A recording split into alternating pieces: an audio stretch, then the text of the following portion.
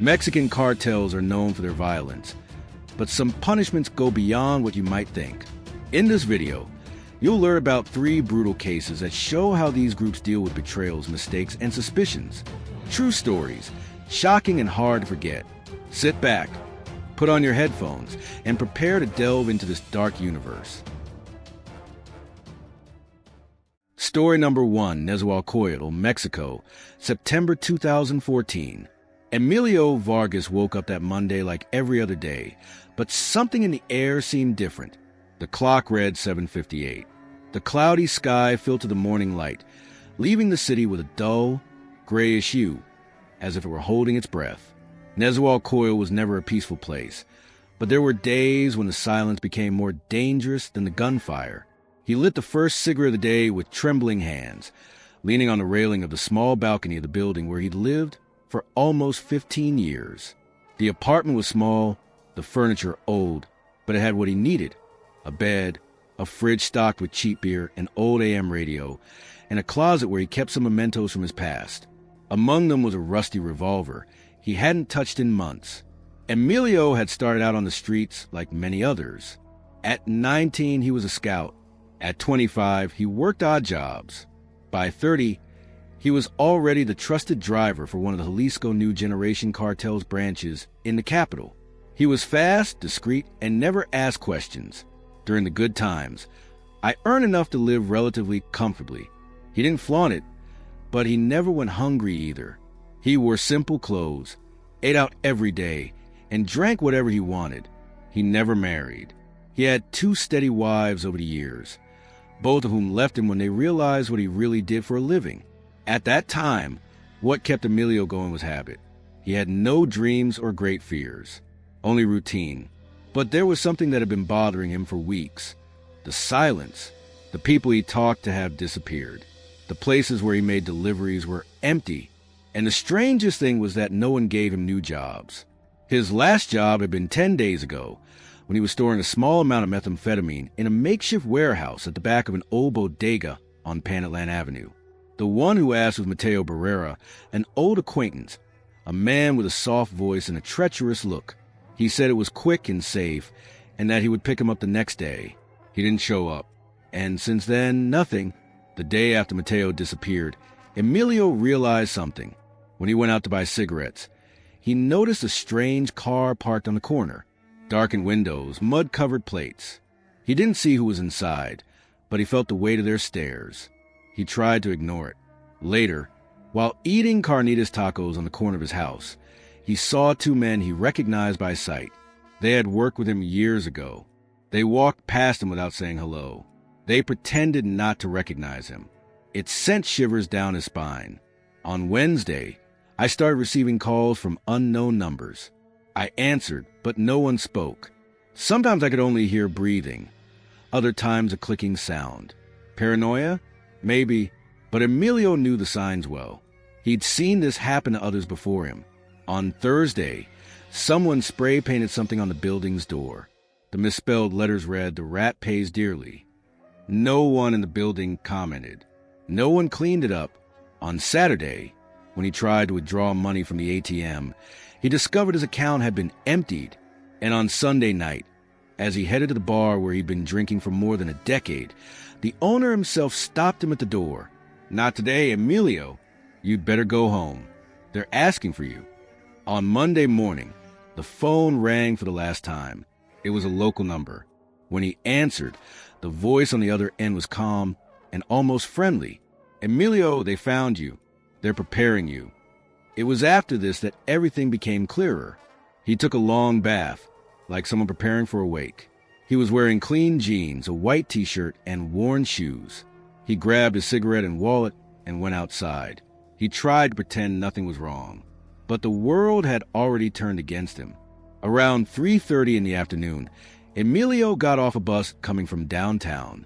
He was walking along Javier Rojo Gomez Avenue when he saw the black car. He had been standing on the corner for over 20 minutes, but only realized it when it was too late. 3 men got off at the same time. None of them were wearing masks. The one in front, tall and thin, with a scar on his neck, approached without saying anything. The second came from behind. A damp cloth was pressed against Emilio's face. The smell was strong, chemical, and everything went dark in seconds. When he woke up, he could taste blood in his mouth. His hands were tied behind his back, and his ankles were taped shut. The place was dark, stifling, and the air was thick with the smell of mold and rust.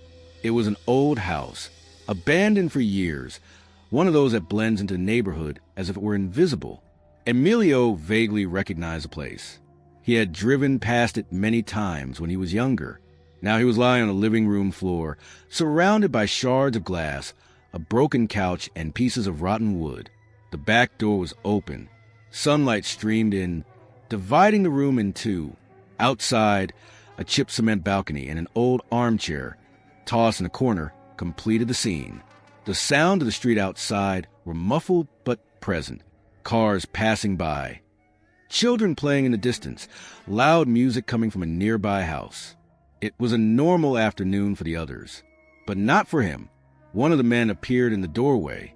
He had a lit cigarette in his mouth and a knife in his hand. He smiled. He'll be right there on the balcony, on the throne of those who betray.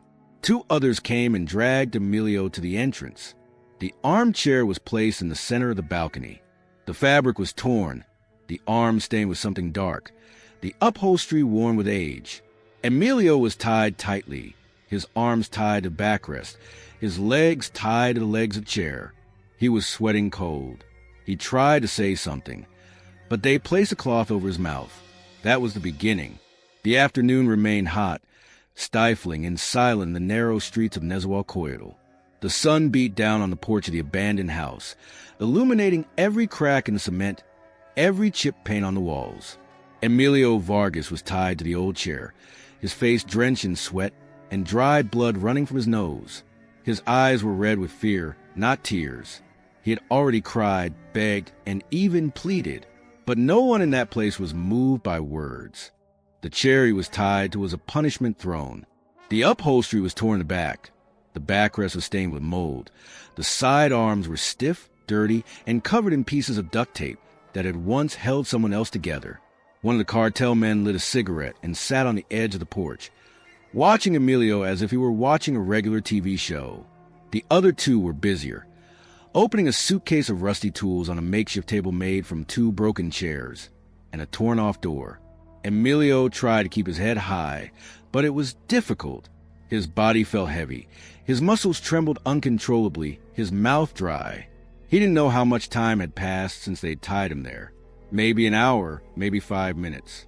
Time, at that moment, no longer had any logic. All he knew was that he was going to die, and it wouldn't happen soon. The man who seemed to be leading the group took 2 steps forward. He was the one with the scar on his neck.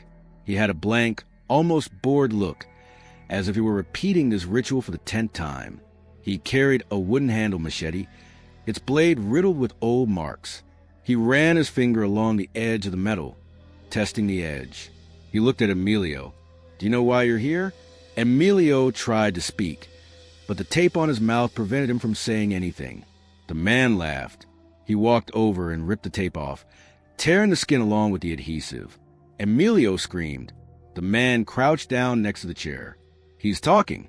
Tell me why you're here. I want to hear it from your mouth." Emilio took a deep breath, coughed, and tried to say something. I didn't know. It was Mateo. He said it was safe. I only kept it for one night." The slap came swiftly and sharply with the back of his hand. Emilio's head snapped to the side. The man stood and responded without looking at him. "Taking what's ours without permission is theft. Letting it disappear is treason." One of the other men brought a small wooden box. Inside, metal objects of all kinds. Pliers, hooks, hammers, nails, screwdrivers. Nothing was new. Everything seemed worn from constant use. A box made not for construction, but for punishment. The leader took a cloth, soaked it in a dirty bucket in the corner of the porch, and ran it over the blade of the machete. The gesture was slow and ritualistic. Behind him, the other man was already placing a wooden plank in front of the chair, as if it were support. The plan was clear. That's where Emilio's legs would be placed, and that's where they would end. "We could shoot you, Emilio." But do you know what happens when we just kill? People forget. When we cut them down, they remember. And that's what we want. Two men held Emilio's legs, forcing him forward and placing his shins on the board. He struggled, screamed, begged. He called out to God, to his dead mother, to everything that could touch them. But they didn't respond. They weren't there to listen. They were there to teach. The first blow came with a machete.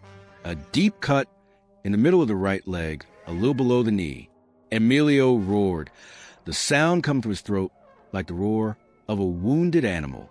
Blood spurted out, hot and alive, staining the wood, the executioner's feet, the entire balcony. The second blow came shortly after. Another scream, another spurt of blood. They didn't cut cleanly. The goal wasn't speed. It was pain. Next came the left leg. The same process. Two men holding, one cutting, the other watching.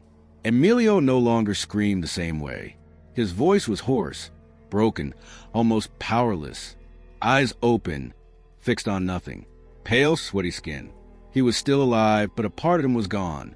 When the legs were finally separated from the body, the men didn't rush to help him. Quite the opposite. They gathered their tools, lit another cigarette, and left Emilio there, sitting in that disgusting armchair, with the remains of what had been his legs dripping onto the cracked cement. The armchair became an altar, the balcony, the stage. Leave it there. Anyone who passes by will see it, and whoever sees it will understand. They walked away silently, exiting through the back door. The sun was beginning to set, casting an orange glow over the blood-spattered area. Neighbors who heard the screams pretended not to. No one called the police. No one came forward. Emilio remained there for more than 2 hours. He didn't die immediately. His body struggled. His head felt heavy, and his eyes slowly closed and opened. When he finally fainted, there was no more noise in the street. The police didn't arrive until 8 p.m. after a woman passing by on her way home from work saw what was on the balcony and ran trembling to get help. When the paramedics arrived, Emilio was still breathing but unconscious, his pulse weak, almost absent. They took him to the nearest hospital, but he died on the way. The next day, the house was sealed. The chair was removed, but the bloodstain remained visible for weeks. No one cleaned it up. No one talked about it. But everyone started avoiding that street. Emilio's story spread quickly, and that was exactly what the cartel wanted.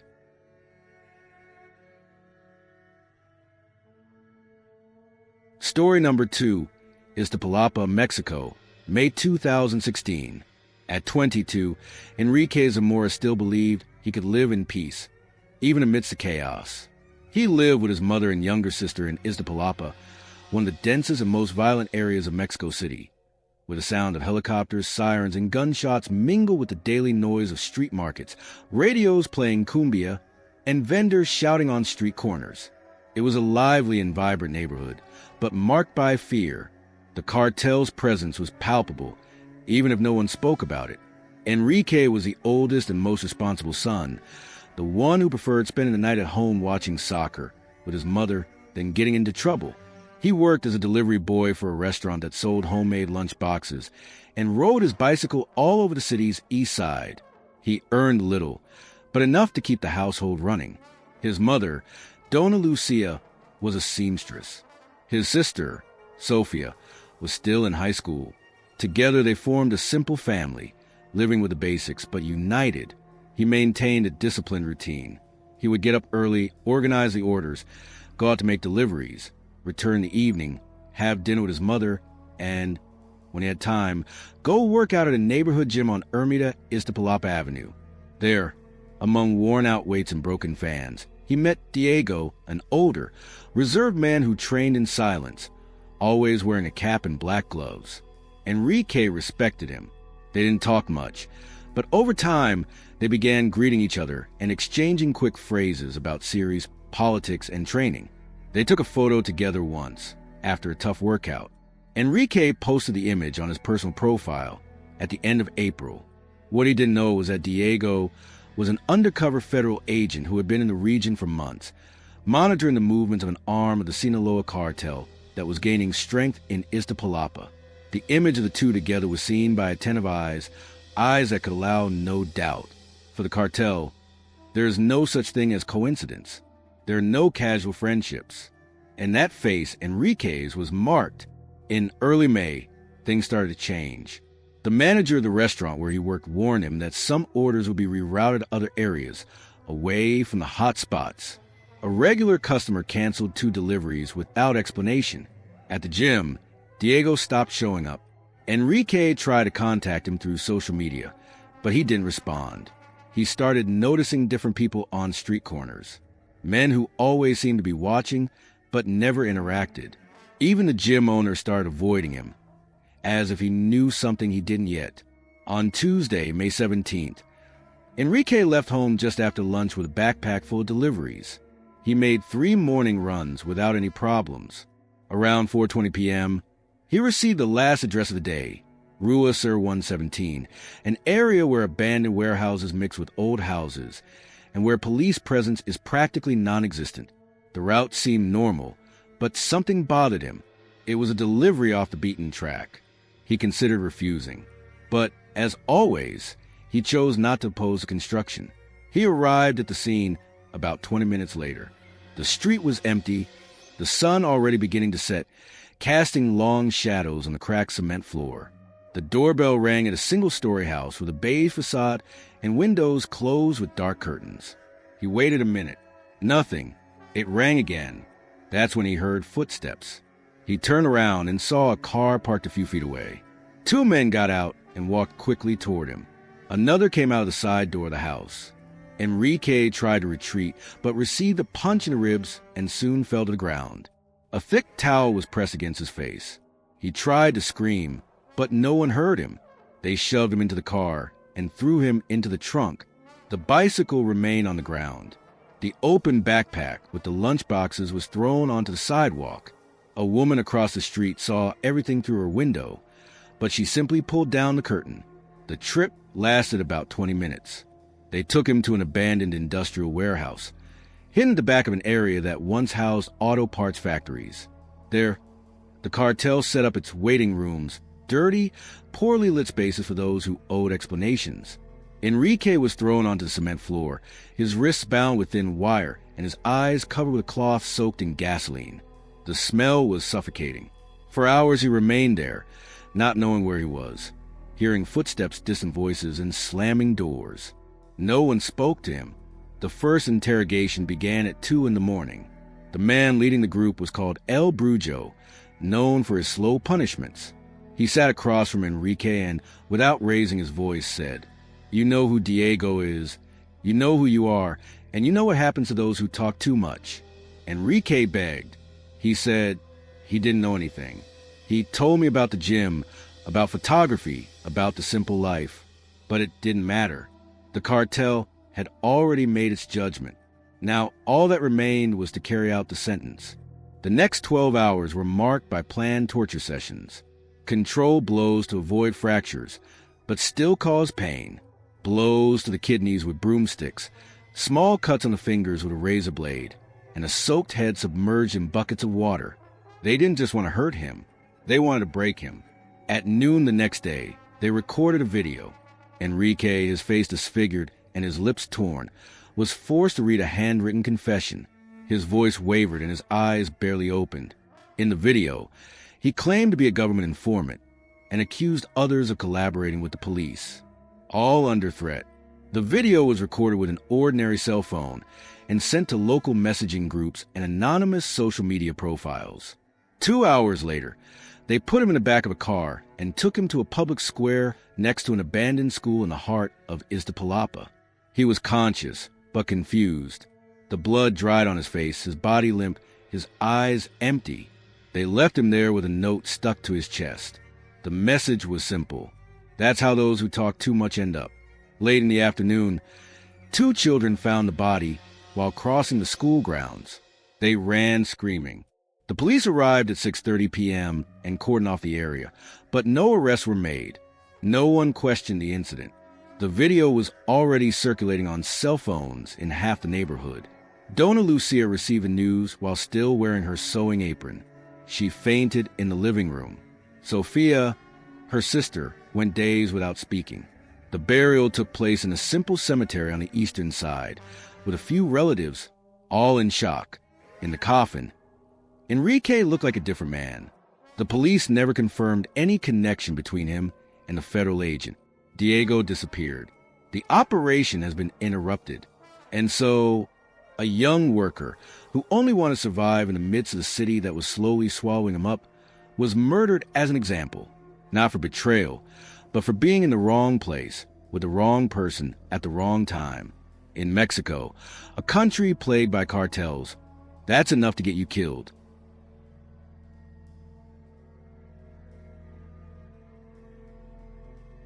Story number 3, Tlalpan, Mexico, December 2017. Camila Reyes has always been invisible.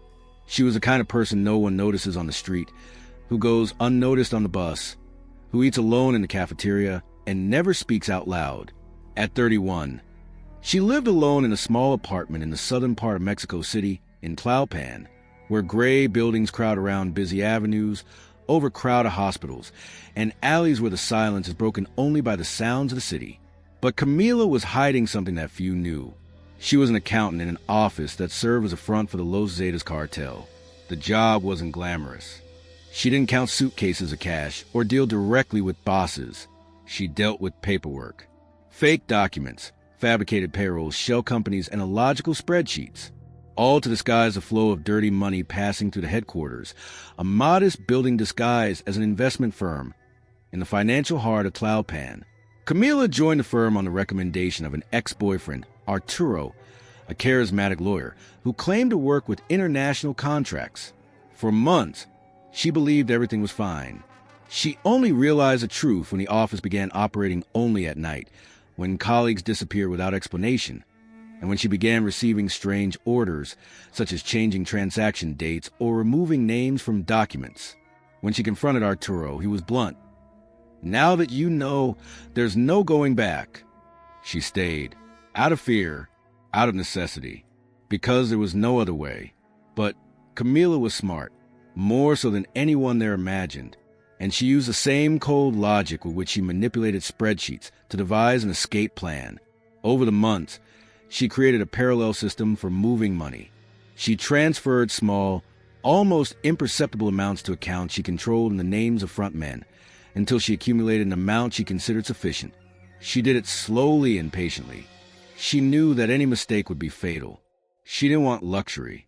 She just wanted to leave. Her plan was simple: help Arturo escape the country, as a way to close the past, and then disappear.